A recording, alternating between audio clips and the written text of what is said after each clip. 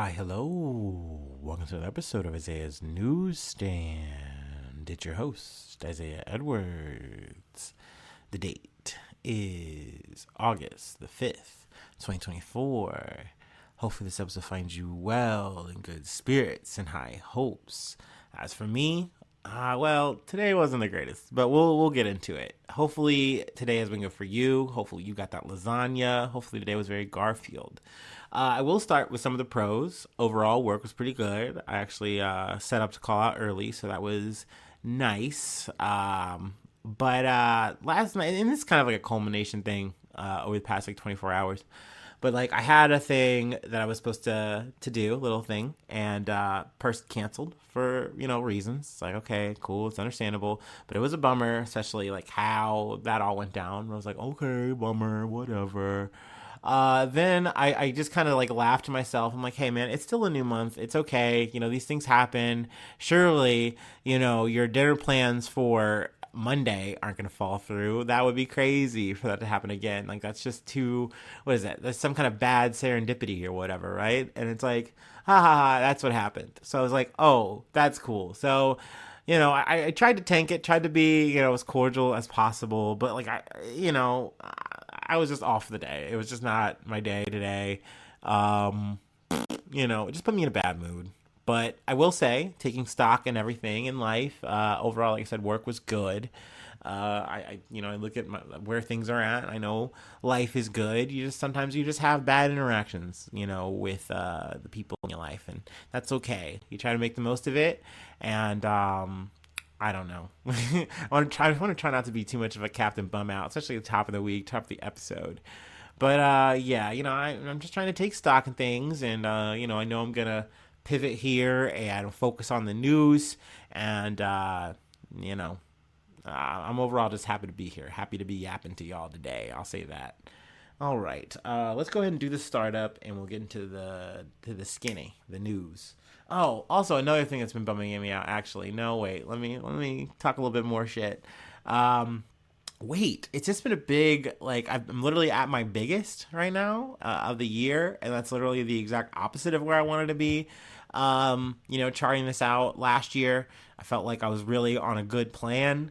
I guess I just really am not dieting well enough. I'm just eating way too erratically, and like I find myself in a situation where I just don't feel like not doing that. So I don't know. Like I'm at an impasse where I'm like, what? Do we get like a gym membership, which I don't think I can financially afford, or like do I really actually start trying to tamp down on this whole diet thing and actually make a thing of it? And I don't know, be more miserable. It just kind of sucks. And like I don't know. Then there's also like you could just do more at home workouts, but like really I feel like I'm at my limit with that, with just doing the walks and the little like 15-minute exercises. Like anytime I even like actually put any thought to like doing more at home, I'm just like blah. And then plus I know like yeah it's August, yeah it's super freaking hot, but like winter is coming, So like what am I gonna do when winter comes and I'm still eating like a fat fuck? So there's that. Like overall, mentally, it's just been a really dog shit mental day. I'll say that much. But yeah, let me do the startup and we'll get into some news, and I'll just wave it goodbye.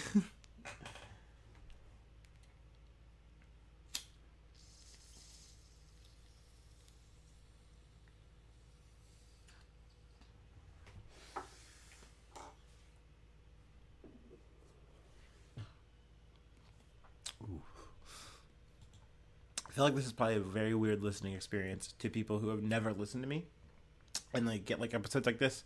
But it just is what it is.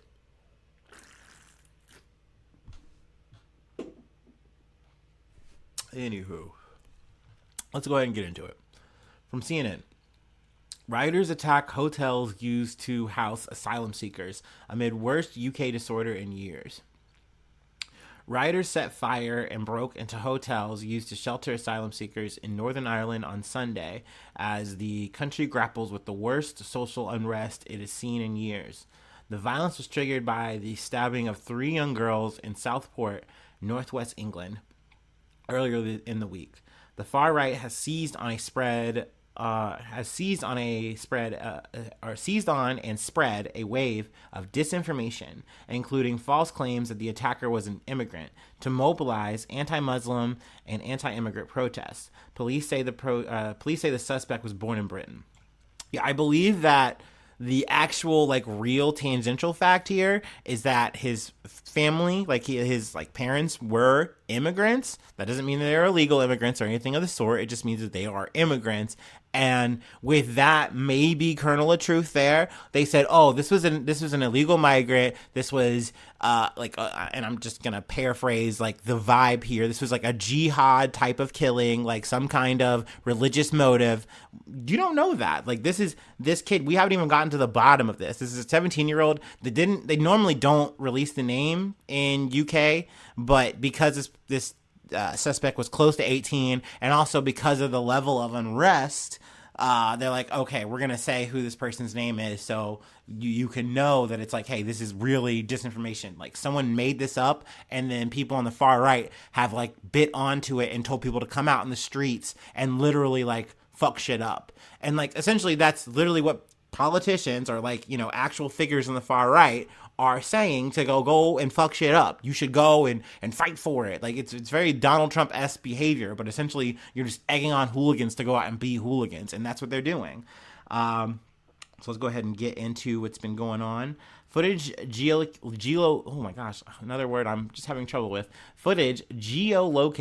by CNN shows protesters on Sunday vandalizing and setting ablaze 2 Holiday Inns in northern England, one in Tamworth, which had previously been criticized by a local politician for housing asylum seekers, and another in Rotherham.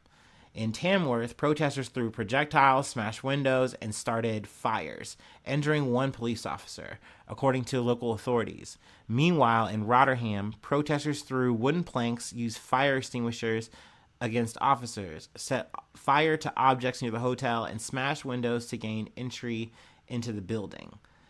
The Rotherham Hotel at the time was full of terrified residents and staff, according to a statement by the Assistant Chief Constable Lindsay Butterfield.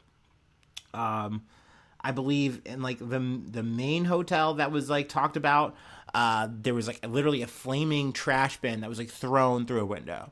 So real crazy. Once again, this is all over misinformation, disinformation. And I can understand people being upset over the loss of 3 girls. We've covered that story before on the podcast earlier in July. Obviously, it was added that a 3rd child wound up dying in the process.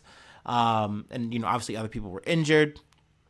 But that doesn't mean that it's oh, we should take this to a xenophobic level. We should get people out of our country. And it's just so crazy that it's just that the whole vibe can just change, and this can be just awakened in people. And I don't think it's something that it's some dormant thing or a Manchurian thing. No, I think people just like to just go to this place when things get crazy or things get sad. They just want to have a fucking person or a group to point a finger at, and they just act like this.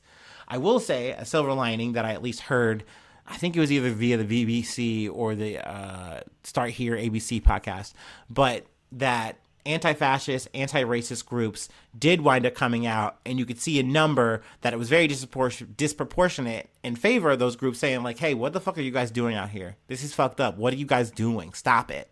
So that's good. Though I know Keir Starmer did the whole balance bullshit, whatever. I'm not surprised to see that. But speaking of Keir Starmer, British Prime Minister Keir Starmer had condemned the weekend's violent protest, which saw at least 147 people arrested since Saturday night. Those involved in the violence will face the full force of the law, he warned. Let's see. I'll read his quote. People in this country have a right to be safe, and yet we've seen Muslim communities targeted, attacks on mosques, and other minority communities singled out. Nazi salutes in the street, attacks on the police, wanton violence alongside racist rhetoric. So no, I won't shy away from calling it what it is. Far-right thuggery, Starmer said from Downing Street on Sunday. And I will say that's probably at least a different message than you'd get from a Rishi Sunak or whatever, for I guess whatever it's worth. But yeah, definitely an unfortunate thing to see on top of an unfortunate event. But sometimes that's what the updates are. They get a little grim. But let's go ahead and move on to the next beat. We're going to go to Bangladesh again. I know we've been doing a lot of coverage there, but this is definitely a big update. And I mean, hey, I'm eating my words. I was wrong. Sometimes I feel like I make a lot of speculations, and a lot of times I'm like, I'm not correct. I don't know. Anyway, from Reuters, Bangladesh Prime Minister Sheikh Hasina flees. Army says interim government to be formed. So this is a big development.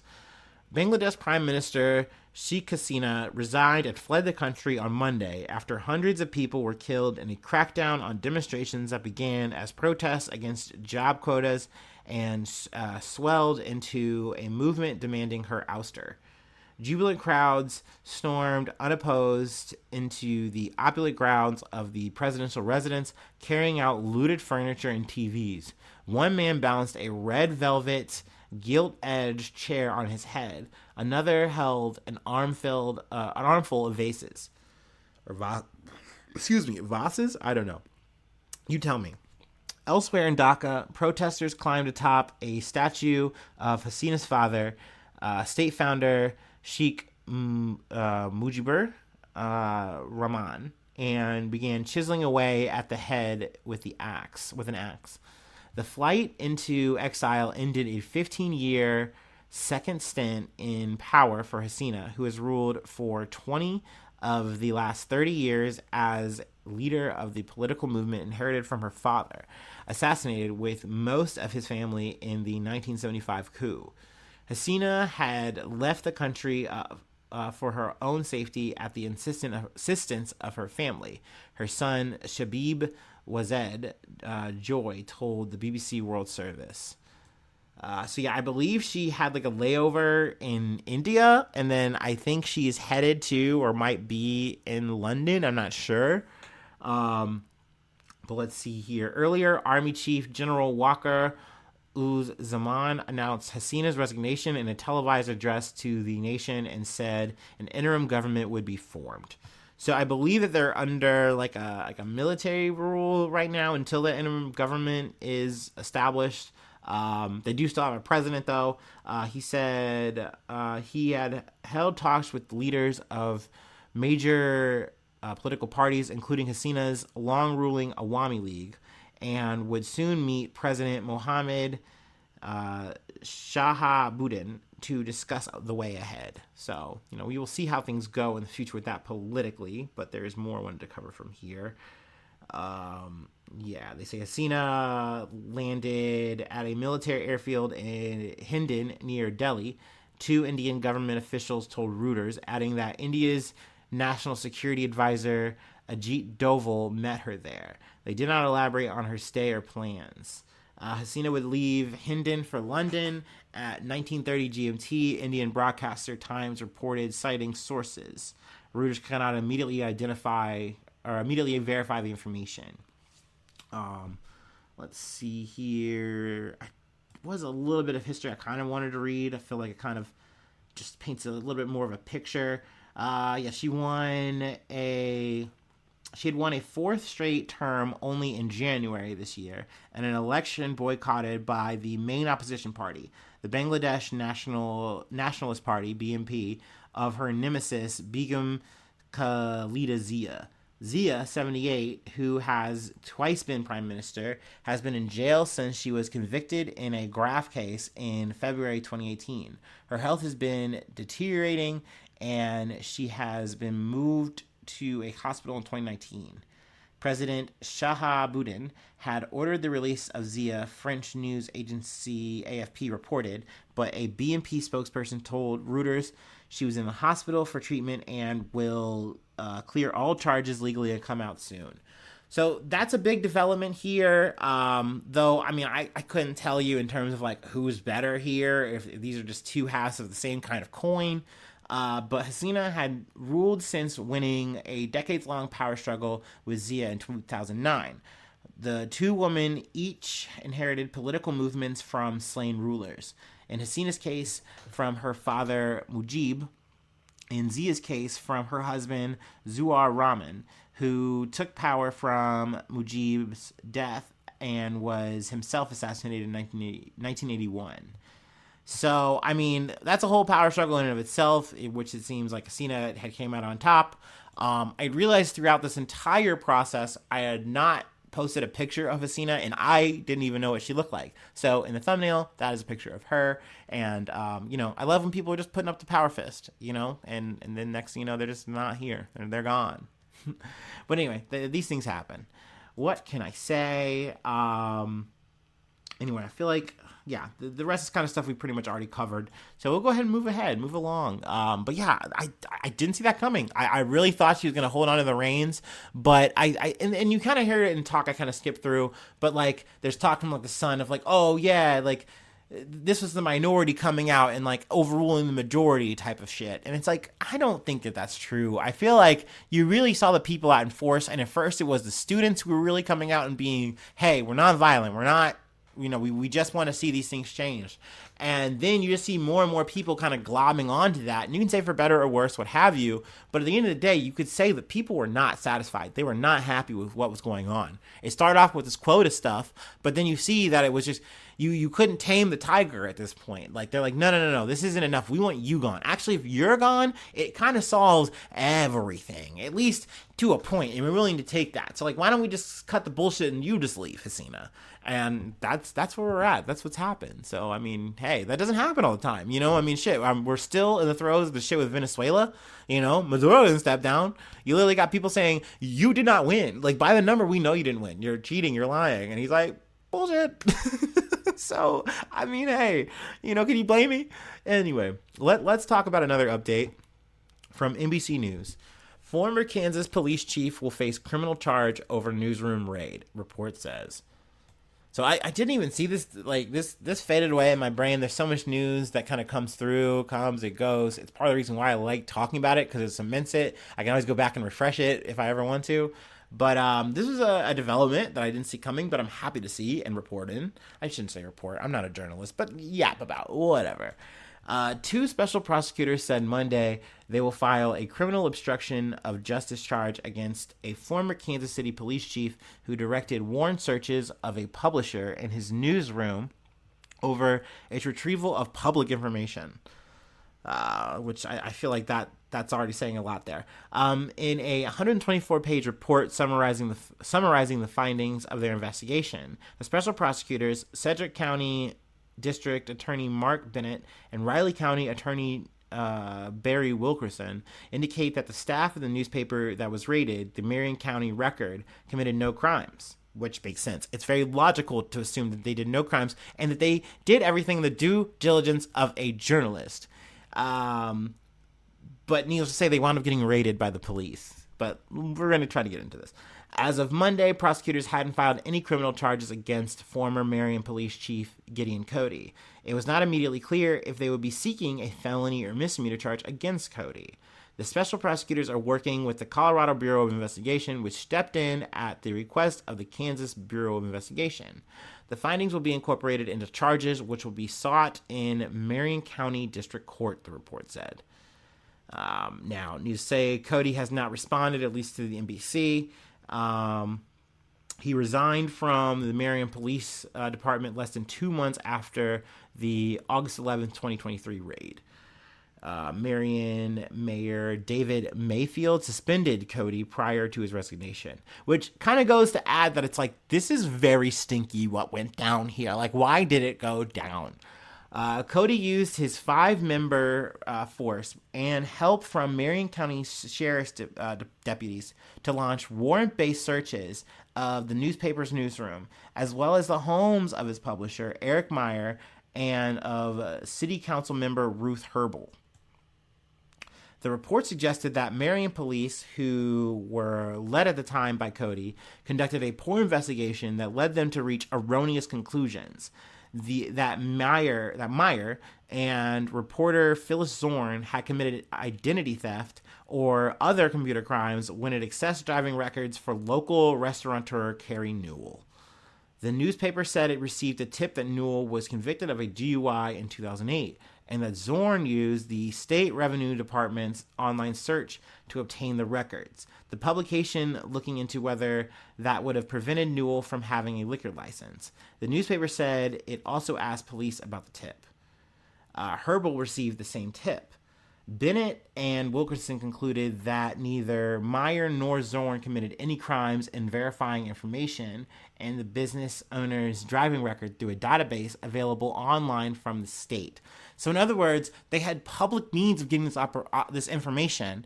Why, as a journalist, would you operate in the legal means to get it? You don't have to do that. But it kind of makes sense if you're going to be a little bit conspiratorial that say, oh, Newell knew this was coming down the pipe and knew this would be a fucking problem. And so she talks to, I don't know, someone she's involved with in maybe some kind of capacity. I don't want to insinuate anything. Cody says that it's platonic, but whatever. Okay. And all of a sudden, this cop goes, oh, maybe I should get involved. And then Post said raid, that we've already described as suspicious, doesn't really make sense, doesn't really add up, tells Newell, you should delete all the text messages we have. Just because we just don't want it to look suspicious or weird. You know, we don't want people to get the wrong idea. This is platonic, of course, but you should delete the text. So that, to me, is very suspicious. And I think let's get to the added thing that we've kind of talked about that really brought me to this story in the beginning. A day after police raided Meyer's home, his 98-year-old mother, record co-owner Joan Meyer, died. He blamed her death on stress caused by the raids. The report acknowledged that Joan Meyer was extremely upset by the searches and may not have died if the raids had not been carried out, but the prosecutors concluded that the officers were not criminally responsible for her death. Now, I kind of get why they don't go after it. It's a lot harder to get that to stick in any kind of legal capacity, but I really appreciate they did what I would call at least a thorough investigation, at least from what I'm seeing here on the fly, and that they are at least maybe going to try to get Cody for something. I mean, that's not concrete yet, but I at least think that this should be spotlighted. And I'm not saying, oh, lock him up, throw away the key, but, I mean, hey, he's a copper. I kind of, ACAB, you know how the show you go. But I'm at least glad that this shit is highlighted, because someone did die here. There was a raid that didn't need to happen because people were doing their journalistic due diligence. So it's just crazy to me that this shit went down at all. And to see people just get away clean and just be like, oh, crazy that happened. Sorry for your loss. Like, no. Like, someone should be answering for this. Motherfuckers should be held accountable. So, I really wanted to at least cover this shit, talk about it a little bit more. Let's see. I guess we'll cover it. We'll finish with what the charge could be. A felony obstruction charge could be punished by up to 9 months in prison for a first-time offender, though the typical sentence would be 18 months or less on probation. A misdemeanor charge could result in up to a year in jail. And I mean, we're talking about a cop here, so it could be like super even less. Who knows? But like, we'll see. I'll try to keep you posted. Like I said, that was an update that kind of hit me like a bolt. Anyway, speaking of bolts, in the downward direction, let's talk stocks. Let's close out on some stocks. I was thinking Friday there was some like economy news that I was kind of sniffing, and I'm like, I'm way too dumb to talk about this shit and form it in any kind of way, like free form. So like, let's just wait. And I'm glad I waited because sadly things went from like, ooh, potentially good to potentially very bad and scary. So, hey, nice, fun way to close this out. Anyway, let's go ahead and take our last break, and we'll finish it up.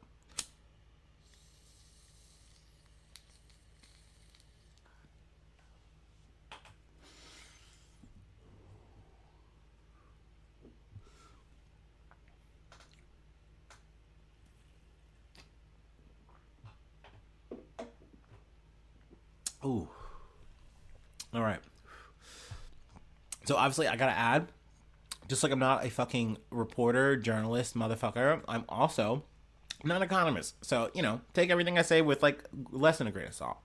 But from Yahoo Finance, stock market news today. Global stock rout deepens as Dow plunges over 1,100 points. SP 500, NASDAQ sinks 3%. Wall Street stock sell-off intensified in a major way Monday as concerns mounted over the health of the U.S. economy. The Dow Jones Industrial Average, or the DJI, fell over 1,000 points. The NASDAQ Composite was crushed by more than 3.4%. The S&P's 500 losses cascaded nearly 3% in its worst day since 2022, capping its worst start in any month since 2002. Wall Street's fear gauge, the CBOE volatility index, touched its highest level since the early days of the COVID-19 pandemic before retreating. Tuesday, Treasury yields fell with the benchmark 10-year Treasury yield hovering near 3.8%. Excuse me. The global stock market rapidly sold off after Friday's lackluster U.S. jobs report added to concerns about the economy and whether the Federal Reserve had waited too long to begin cutting interest rates. Of note, almost 100% of the bets are on the central bank to cut rates by 0.5% by its September meeting, according to the CME Fed Watch tool. So that was the good news, I thought, right? Like, hey, yes, job losses. And this is like the grim fucking economy. I feel like I've touched on it before, where it's like, hey, if you see that there's at least some actual growth in the job loss department, it actually shows that, like, hey, things are actually cooling off, and maybe it's a sign that we can start cutting interest, which is like, that's really fucked up, right? But like, some fucking, motherfuckers who do the math say that that's how that works a little bit, that plays a factor. So I initially thought that the cutting interest rates would just be cool across the board, things would be good. But it turns out that, like, it's kind of had a bad aftermath, and maybe some bubbles are bursting. So some of the biggest companies in the stock market saw their values plummet. Apple declined about 5% amid sell-offs and news that Berkshire Hathaway had cut its stake in the company in half. Nvidia pulled back over 6%, and Tesla fell more than 4%. Crypto also took a beating, with Bitcoin seeking more than 10% to creep back towards its $54,000 level. Now, if I'm being fucking honest with you, all of these motherfucking companies, including crypto, it doesn't surprise me that they're finally taking a hit, because they've been sitting on a bubble. And people have been saying that it's like, yeah, cool, some of these things, like with Nvidia, like, yeah, they're fluffed up with AI, and like these chips are like super fucking high performing, and they just can keep cranking them out. But like, everything has a fucking ceiling. Everything has a fucking limit. Like, each of these companies have their like flaws, and like kind of like, what do you want to say here? Chickens that are going to come home to roost or whatever. So essentially, this was kind of that. Like, this was the bubble that finally popped. Tesla, I'm not surprised, of course. Apple did have, from what I kind of heard listening to like NPR randomly over the weekend, a bit of a spike, like, a bit of surprise, like, hey, things are actually going pretty well. But this is a fucking sock in the mouth, I'm sure, for them.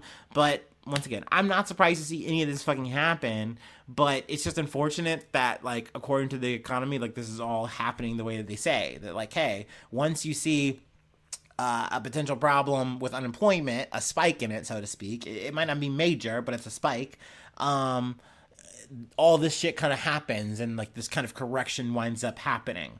To further add to it, the sharp rise in the Japanese yen against the US dollar has spurred heavy selling, as speculators who have borrowed money at Japan's near zero interest rate to buy US risk assets have been liquidating their holdings. So, definitely a lot of developments in the financial world. I feel very dumb talking about this shit, and I'm usually very wrong. I remember earlier, even, like, what was it, last year, talking like, oh yeah, it looks like we're in a fucking recession. Wrong. We weren't. So, I mean, that talk's happening now, and like I said, I mean, I feel like I learned my lesson. I live and I learn, right? So we'll see. I hope that things turn around. I hope that this does wind up being good news, like I kind of thought, as of, like, Friday. But who fucking knows? I gotta hit odd lots. I gotta get some more education here, figure out where things are at. I don't know. Maybe I gotta do that and some Planet Money. Who knows? Look, I'm figuring it out with everybody. I'm a fucking dumbass. Anyway, we'll leave it there. What an episode. We laughed. We almost cried. but we made it, and technically under 30 minutes, even though I know this is going to go over after I shill to you. Patreon.com/IsaiahNews. If you'd like to become a newsie, put a smile on my face today. Help me get out of financial crisis. Become a newsie today. Yeah, you get a shout out too, top of the month. I say your name, click a project if you'd like. Free ways to hit me up, IsaiahNews1@gmail.com. Feel free to follow me or the podcast on any of the socials you're on. Hopefully subscribe to the YouTube. Really helps out. Get those numbers up, and up. Hit the like button on the episode. Leave a cool comment. Say something nice. Say something cool. Tell me about your day. Hopefully your day was better than mine. Tell me how you got that lasagna. I would love that. I would love to just get more interactions there. At the end of the day, I know this is a weird one way that we're on, but like the comments are a way for you to just kind of like hit me back, say what's up. Or you can hit me up in the DMs. I love that too. I really don't care. Just talk to me. Say what's up. Anyway, sharing is caring. Whatever. Sure. Hopefully I see you soon for some more good news. I love you. Bye-bye. Mwah.